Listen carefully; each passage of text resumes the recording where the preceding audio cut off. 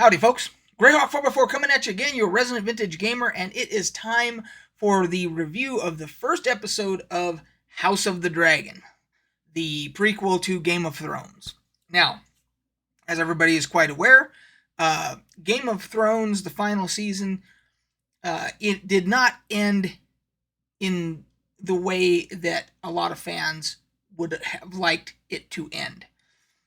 There was that last season. There was something to be desired by a lot of people. I was entertained by it. However, it was disliked by quite a few people. So a lot of people at the very end of Game of Thrones were left with a bad taste in their mouth. Now, this prequel, a lot of people, those same people, went into this with a lot of trepidation because they're thinking, okay, well, they particularly didn't like the ending of Game of Thrones, and they were worried that this new series was going to disappoint as well. Well, all I can say now, again, as far as I'm concerned, the last season of Game of Thrones, could it have been done differently? Yes. Could it have been done differently to that I would be more happy with? Probably.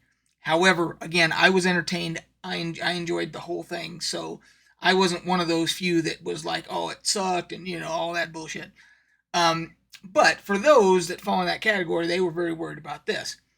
I'm here to say this series looks amazing. After watching the first episode, I'm all in.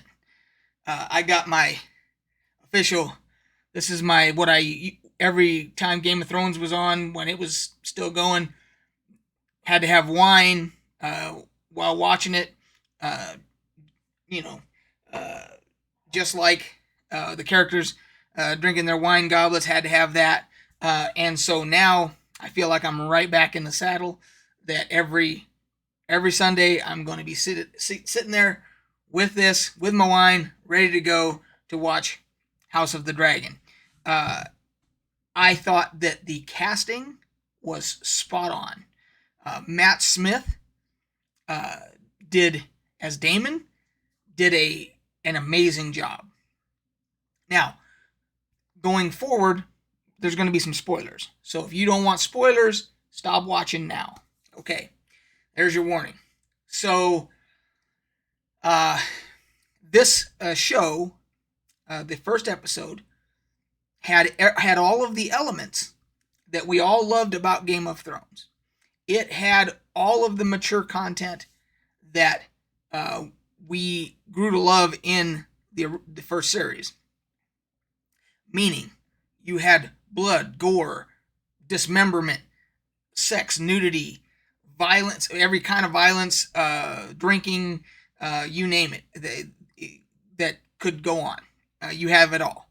And it's definitely not made for kids, nor should it be. That's what Disney and Pixar are for.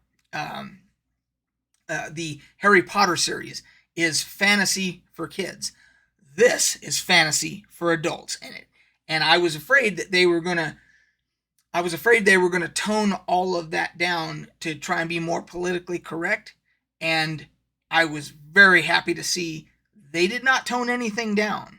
I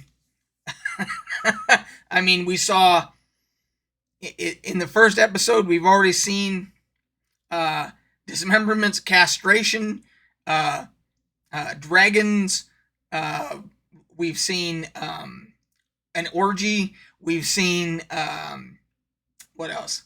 Unfortunately, we saw a medieval breech birth,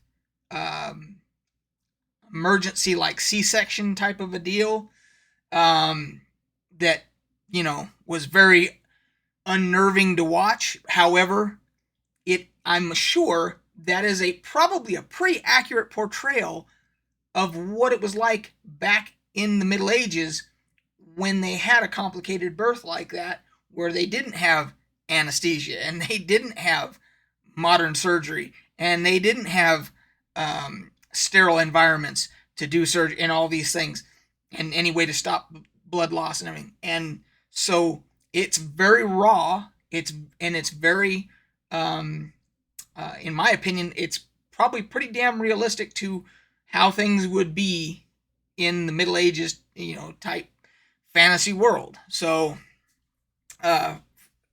with all that said, I enjoyed the shit out of it. I'm looking forward to more.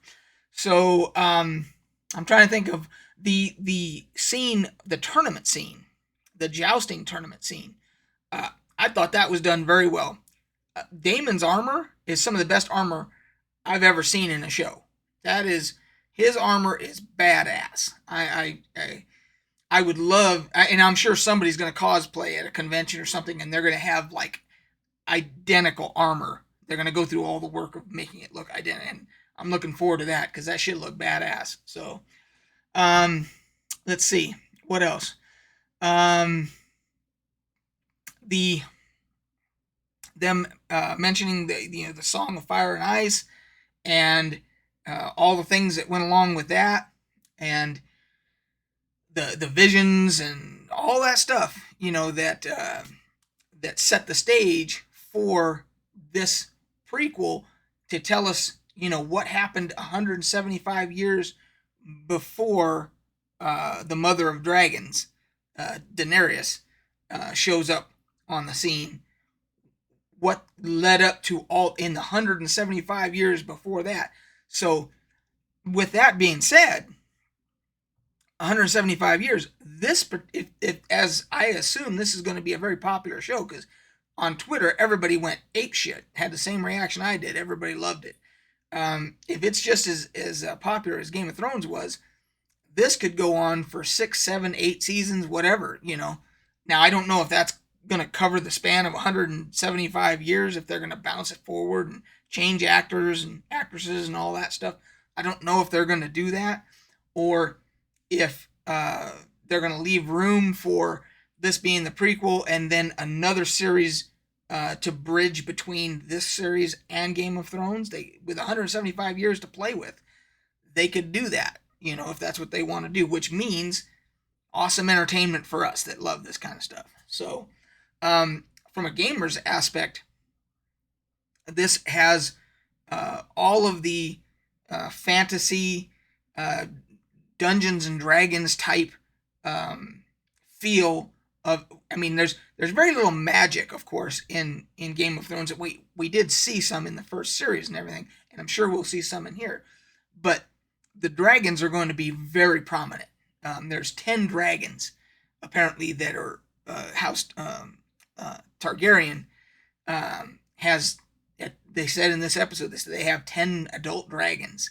So we're going to see a lot of that type of content. So I'm looking forward to it. I don't know about you guys are, but I thought it was awesome.